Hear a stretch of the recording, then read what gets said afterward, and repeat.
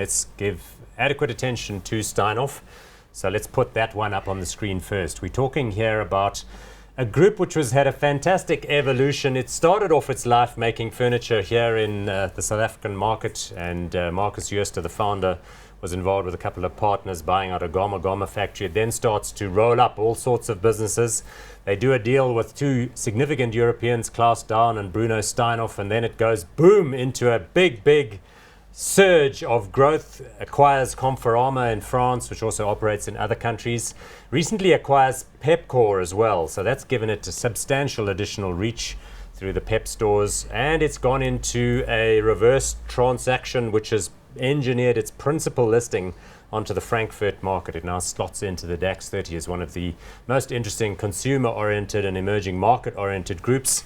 So an incredible success story, and I suppose Marcus Jooste has to be credited with most of that. 306.1 billion rands worth of market capitalization. Price to earnings ratio, a little bit tricky for us to calculate right now because of the transition into the new listing and the switch around. The dividend yield I'm seeing there is 2.09%. I don't even know if that's correct or not. There's quite a lot of moving parts. But have I missed anything in terms of the evolution of the group? I mean, Marcus has done a tremendous job. No, he has. I don't think you've missed anything. Steinhoff has. I mean, I know people have said to me, isn't the key criticism the fact that this is not the business that listed in 1998? And my answer is, absolutely, it's not the business, because if you ask Marcus, he'll tell you in very eloquent fashion that if Steinhoff did not change with the times, it would be bankrupt by today. Steinhoff had to change because the market conditions, the evolution of the market forced them to change, to switch from being essentially a manufacturer to being a retailer in their own right.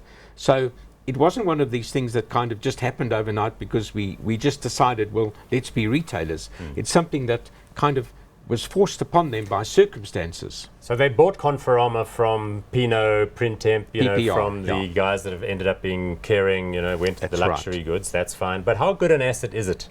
Because I think people know intrinsically what Pepkor is. They can kind of judge it relative to, say, Mr. Price and so on.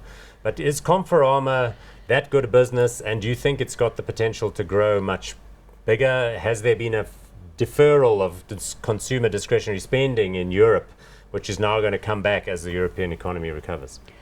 I think we have to look at what Steinhoff has done with Conforama since they purchased it, and that will give you an idea of how good the business is.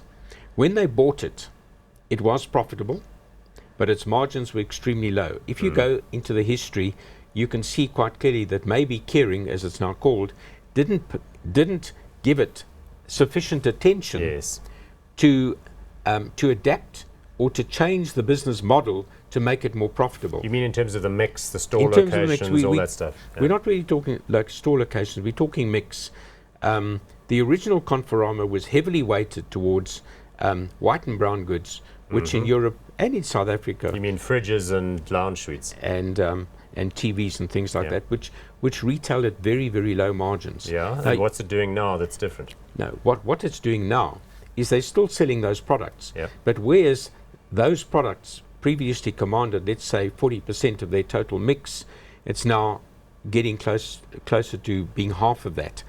And it's been replaced with higher margin product, and now we're talking furniture. The real money is made in the furniture and the accessories to the furniture, and that's essentially what they've done to make Conforama more profitable, as well as. So you're talking about more complicated furniture, like sort of sets that go around televisions and associated sound systems and that kind of thing.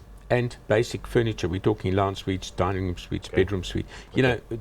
That's where the high margin is, and that applies not only in Europe, it applies in South Africa as well. If you look at a retailer, part of the, if you take parts of the original listed JD group that were involved in white and brown goods, the margin's extremely low. Makes sense. But we go into the real furniture product. The GPs alone can be more than double. In fact, a lot more than double what you would make on a typical white and brown good product. Let's have a look at the share price, because now what people need to understand is it used to be SHF, but then at the end of 2015 it does a share code change to SNH, but our clever producers have managed to put that all in the one chart, and you can see it hasn't done all that well since it slipped into the German DAX. But to be fair, it now has recovered quite nicely. It's recovered a bit over there, and also it's benefited from the rand shifting around.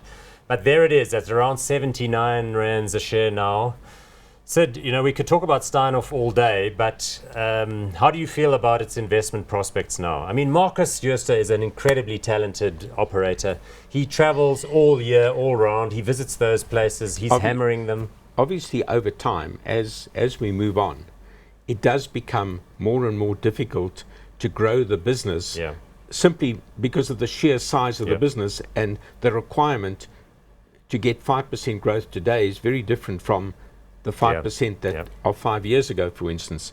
Also, the benefits that are starting to come through from the combination of the entire worldwide group's logistics, for instance, those benefits, in my opinion, are finite. So once you get closer to the ultimate target, you know, it's easy to go from 1% to 2% saving, but if your ultimate is 4 and you go from 2 to 3, trust me, to get from 3 to 4 doesn't happen in one leap like it happened previously. And I think, you know, the kind of margin enhancement does become a little bit more difficult over time. Also, as much as the markets are fragmented in Europe, Germany is fragmented. In the segment where they operate, which is the lower income group, they are in fact the biggest player. Yes, one can see that. And their biggest competitor, a company called, privately owned company called Roller, is not much smaller than they are.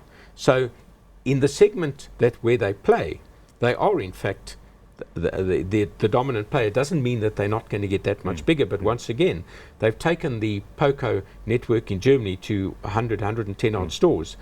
To go from 110 to 120, I guess, becomes a lot more difficult. Okay. Now, Sid, I mean, we are taking a long time on Steinhoff, but that's fine, because most of the other companies we're going to talk about today are deadbeats. So 95% one of the final total question market before cap. we go to hot or not, and that is, do you not think that Marcus is already cooking up the next transformative transaction? He's got now the Frankfurt listing, he's got the capital markets at Europe at his feet.